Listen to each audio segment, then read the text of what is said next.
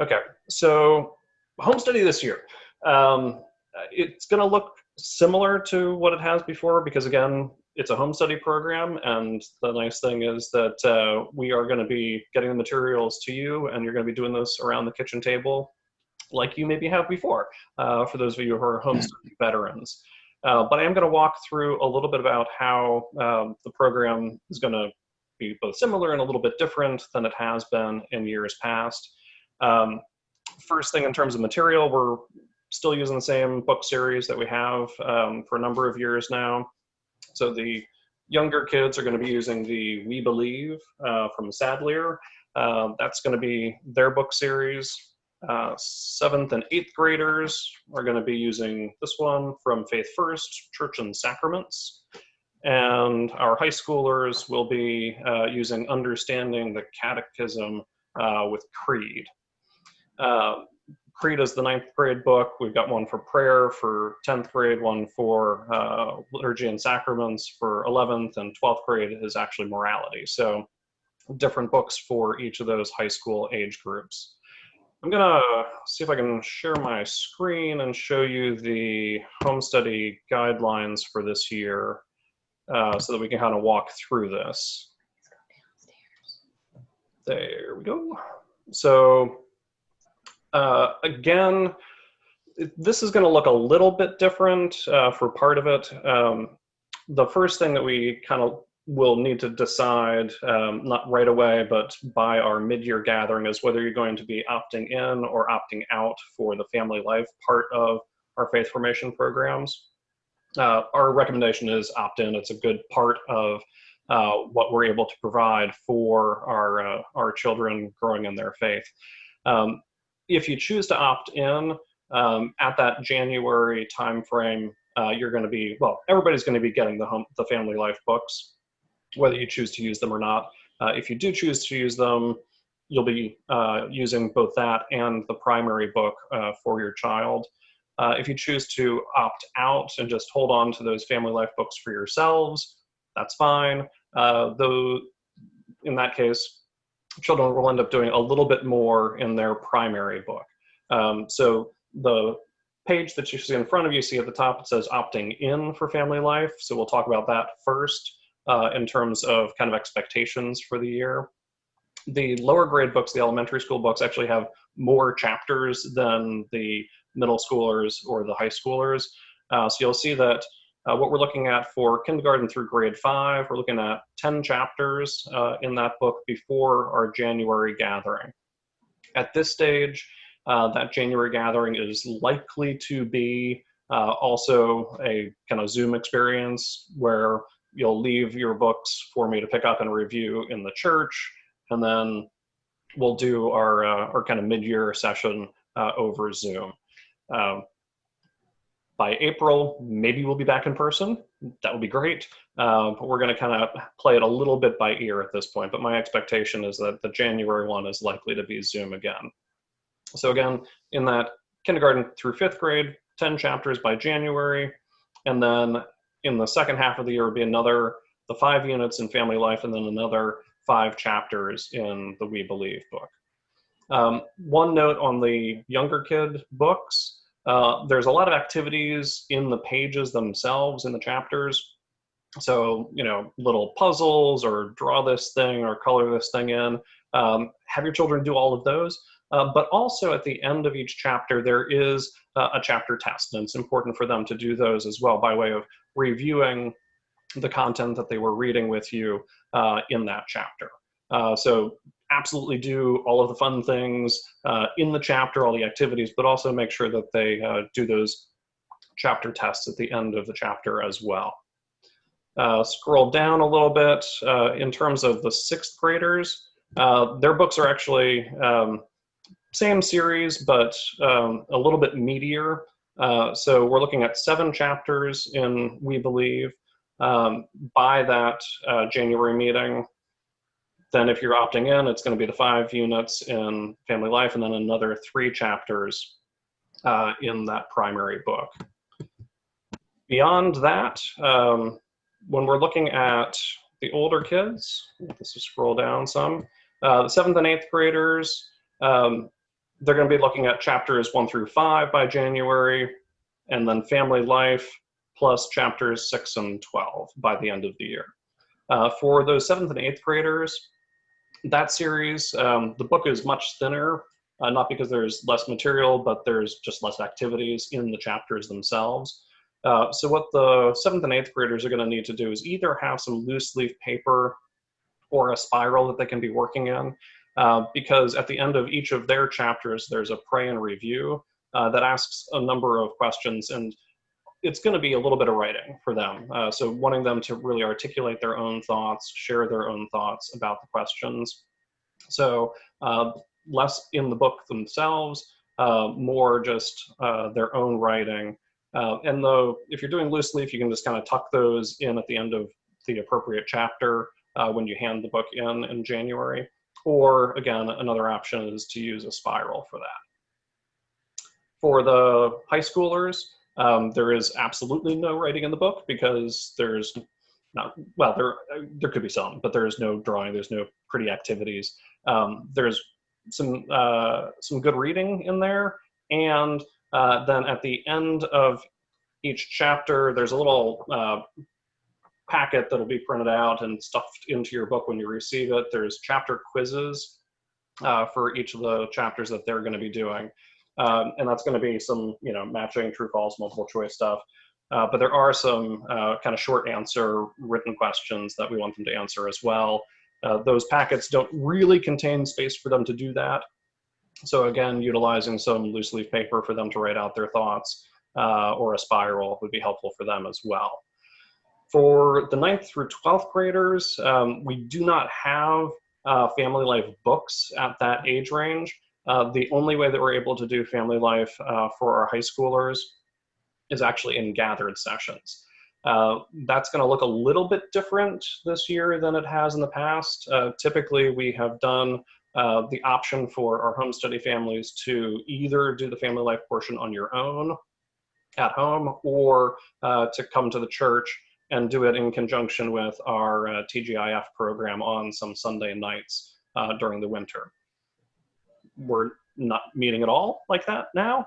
So the gathered option for this, at this point, we're a little bit to be determined, but what we're playing with is the idea of sometime in the winter or early spring, offering kind of a mini day retreat where we would go through that family life information at all of the grade levels, as well as doing the Created to Love program that the high schoolers would be used to having in person. That's a little bit up in the air right now, one, because we just don't know what the state of affairs in the state is going to be and what the guidance from the Archdiocese will be. So at this point, that's a little bit to be determined, but our hope is to be able to offer that as kind of a half-day retreat option where we'll be going through that family life material. The second page here is the opting out. You'll see the fall is the same as the opting in side. For the lower grades, 10 chapters. For 6th, we're looking at 7 chapters. For 7th and 8th grade, 5.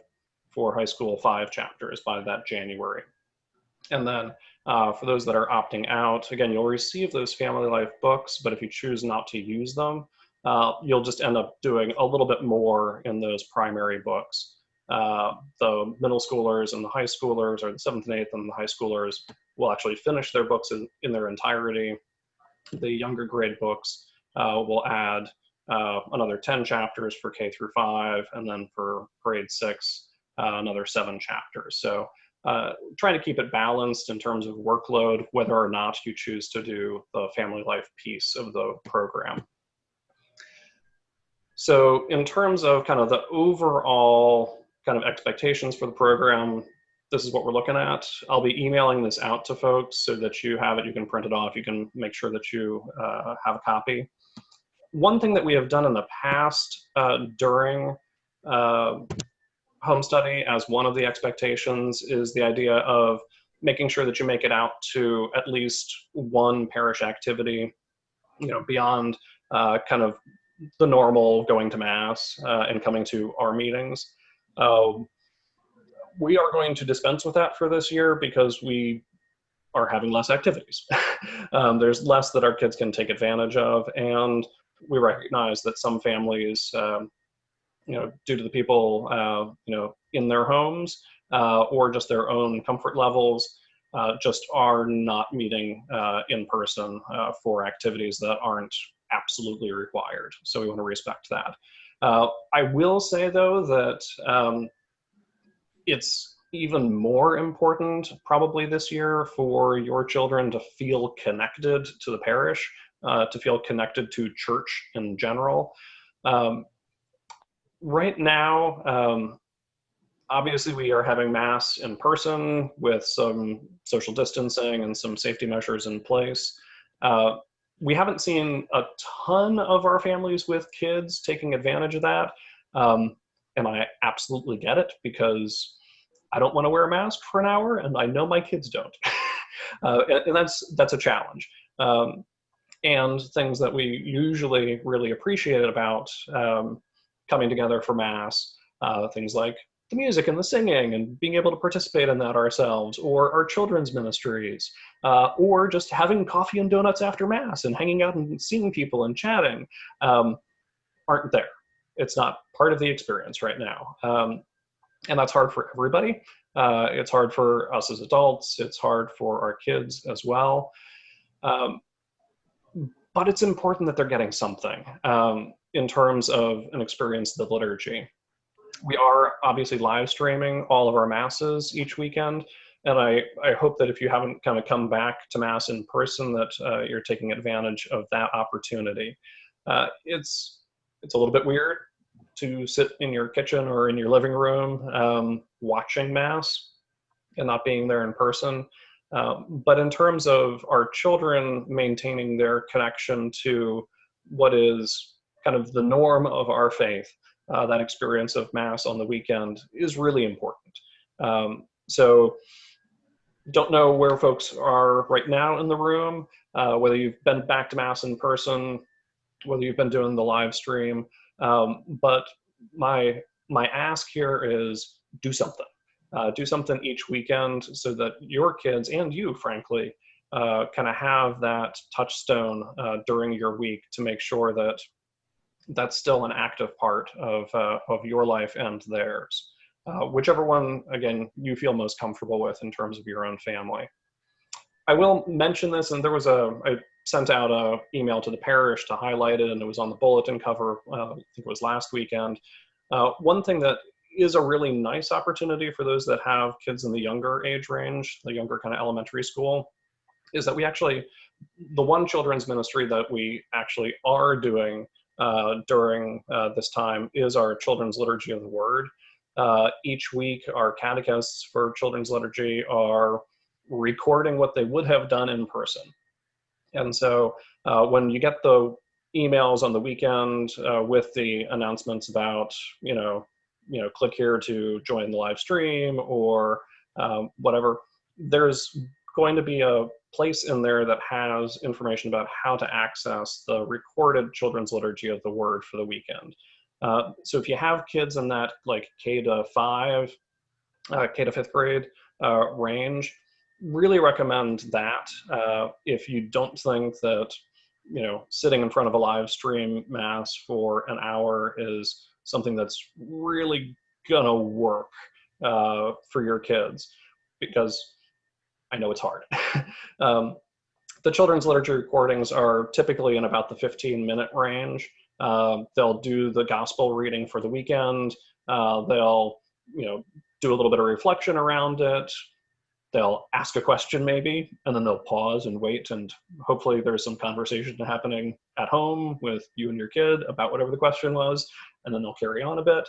But it's a nice opportunity, again, for them to get something that's geared towards their age level. If you have kids in that age range, that might be more beneficial to them than sitting and watching the full live stream Mass.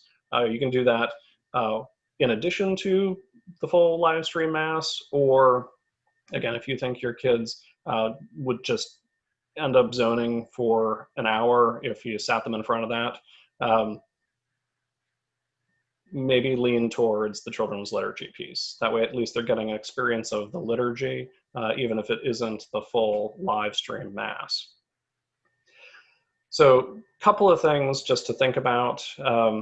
We are, again, kind of doing less gathered things this year. However, there will be some. And as those start to ramp up, I do really encourage you to try to take advantage of them. You might have seen in the email for this weekend, and I think it was in the bulletin as well, we're going to be getting together for an outdoor movie night where we can sit in our little family pods and at least wave to other folks, being together with a little bit of separation. So that's one thing, if it works for you, take advantage of it. Some of the regular things that we're kind of used to doing, things like our children's Christmas pageant, may or may not happen this year. Probably not, unfortunately, though we might try to do something that's not a gathered option. But as more things do start to happen, do encourage you to take advantage of those, because this is it's a hard time. It's a hard time right now for our kids in terms of obviously everything in their life. Not being able to see friends, maybe not going to school regularly. Lots of activities have probably been impacted by this, and they need some consistency, particularly in terms of their experience of their faith. And unfortunately, that means it leans more on us as parents.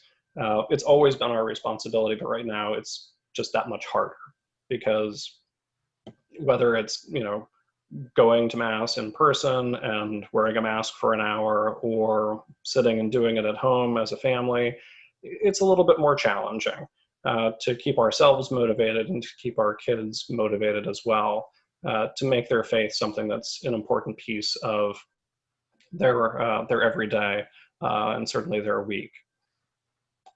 In terms then of kind of how we're managing home study, I say this each year when we get started. I really recommend trying to come up with a calendar for yourself as a family. What's the schedule that you want to maintain for this?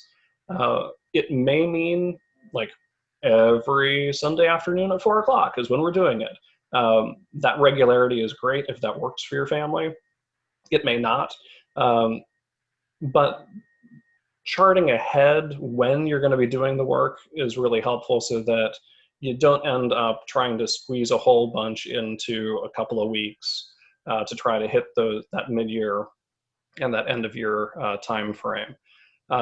So you know what your schedules look like, you know what activities they're in, and whether that's heavy in a particular season.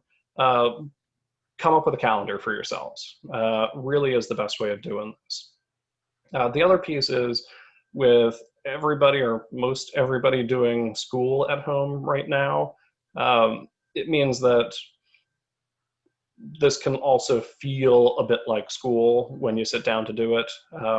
And we always recommend for home study to make this not feel like sitting down to do your math homework or your science homework. Set the scene for them when you sit down to do home study. Bring out a Bible, stick a candle on the table and light it, open with a prayer, so that, again, your child knows, this is time for something different. This is time for something to do with my own faith. And that will help to allow them to enter into it in a different way. And frankly, us as well. Now, I'm going to pause for a quick sec. I know a lot of you have done home study before, but any questions about kind of how we're looking right now in terms of kind of the format expectations, any questions about family life, any of that stuff, before I kind of move on to talk about how you actually get your stuff?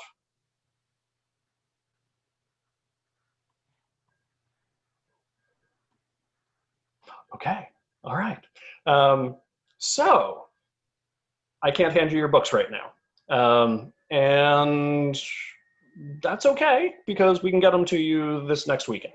The plan at this point is to ease distribution and to make sure we can do it in a way that doesn't mean that we've got a couple of dozen families pawing through a box of books and touching everybody else's stuff. We're going to be laying the home study books out on some tables in the narthex of the church. If you saw the email recently from Pat, the church has now been, I don't know the science behind this, I'm intrigued, but they have sprayed down every surface in the church with something that is going to apparently kill 99% of all germs and virus for like months, like a long time. So we don't have to clean it every weekend, which is great. So I'm going to be sticking the books out in family piles. If you were in home study last year, your old home study books will be there and your new ones, like rubber banded together so that you just kind of need to look at the table, find yours, pick up yours, don't touch anybody else's. Tucked into there will be, for the high schoolers, those printed quizzes for each chapter.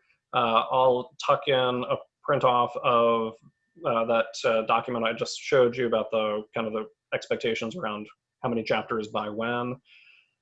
So those will be in the narthex starting this coming weekend on Saturday. Now, if you're coming to Mass, great. Go to Mass, pick them up, go home, get started. If you are not right now comfortable coming to Mass in person, you have a couple of options.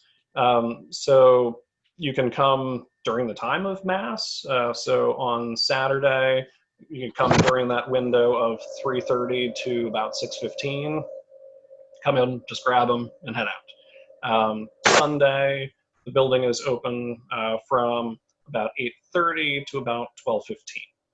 So same thing, you can just come in, grab them, head out.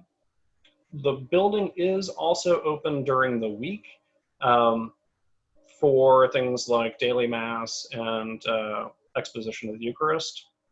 And so there are options to come by during the week as well.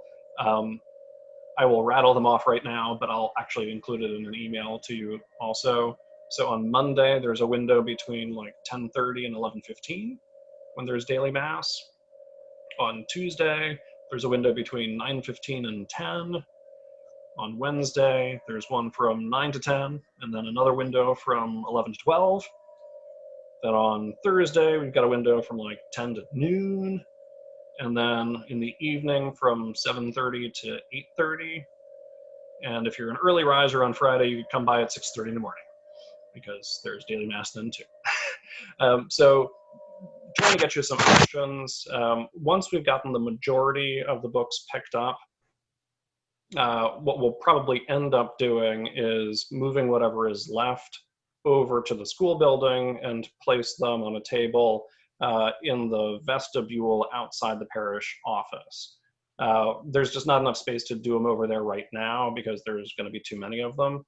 But once we've kind of gotten the majority of them picked up, we'll probably move them over there because that space is open from 9 to 5, 7 days a week, and it makes it maybe a little bit easier for folks that have a hard time grabbing them during the times that I just mentioned. But hopefully one of those will work out for you either this weekend if you come to Mass or during those times during this next week or so. And yes, I'll include an email out with those times so you have them if you didn't jot them down hurriedly while I was just spouting them off. So that's how we're going to do the pickup of materials. When we get to the January gathering, again, that's going to be virtual, just like the one today.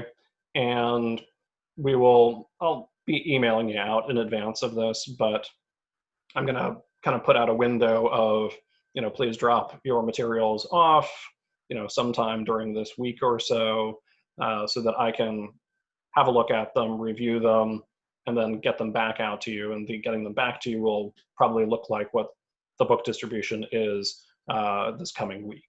So I'll try to process them as quickly as I can so that I can get them back into the hands of you and your kids so that you can continue on. Does that make sense? Any questions about kind of the material distribution piece? Good. All right. Okay. Anything else? Any other questions? Anything else we didn't cover?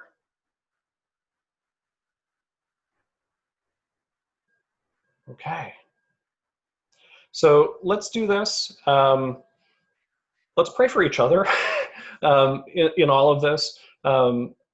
Obviously, not just like today, but throughout the course of this year. This is a big challenge in lots of different ways for lots of different people. And while we might not be seeing a lot of each other, I know that it brings comfort to me when I know that folks are holding me in prayer. And I'll be praying for you while we get started with this home study year. And I hope that you'll pray for each other, pray for me, pray for our parish as well. There's a lot of challenging stuff that goes into how this last year has been, and it's not done yet. So please do spend some time keeping each other in prayer because it helps. So with that in mind, let's join together as we wrap up this afternoon. So in the name of the Father, and the Son, and the Holy Spirit, amen. God, we thank you for the gift of our faith, for that relationship that we have with you. We ask, Lord, that you help to strengthen that faith, strengthen that relationship, and help us to encourage that in our children as well. We pray these things and all things in your name.